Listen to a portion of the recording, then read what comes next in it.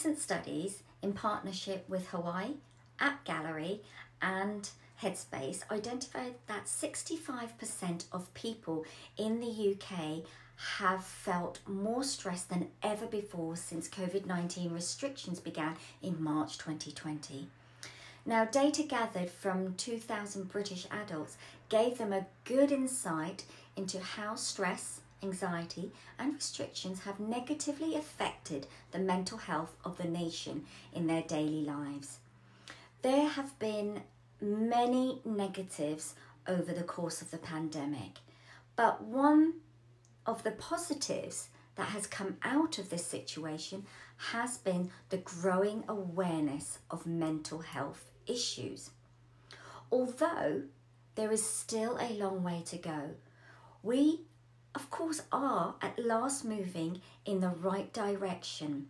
However, for this positive trend to continue, we must work towards normalising the conversations surrounding mental health as well as mental illness.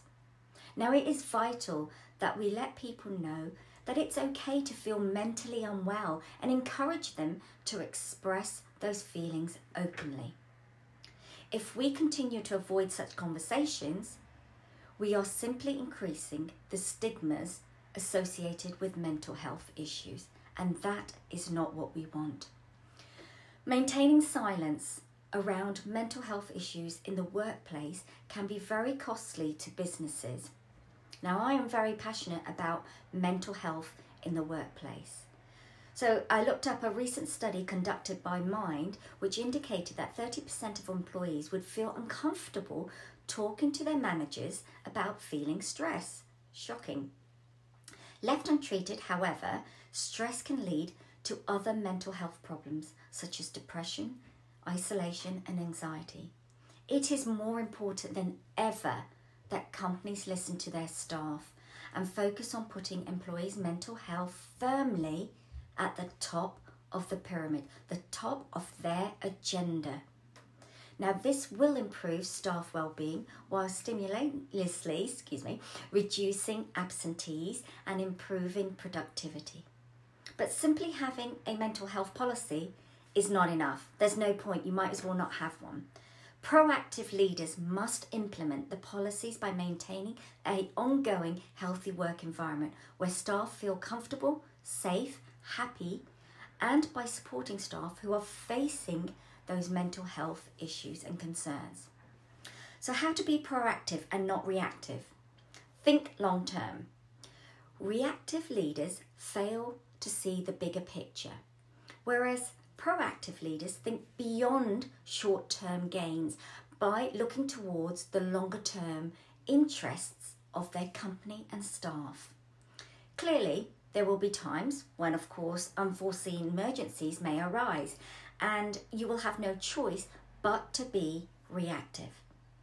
But generally, proactive leaders who engage in strategic planning by anticipating potential problems and coming up with solutions are great leaders, whereas those who simply react in crises are mediocre leaders.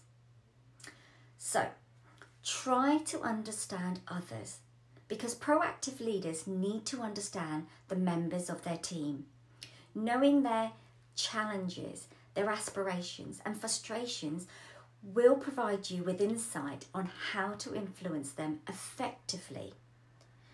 Now, by demonstrating compassion, integrity and loyalty, will also show your team that you are committed to understanding what makes them tick.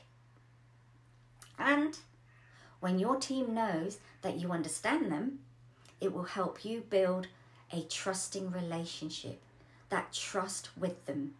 Focus on managing relationships and you will be better and able to divert and solve those problems. Another one is being calm.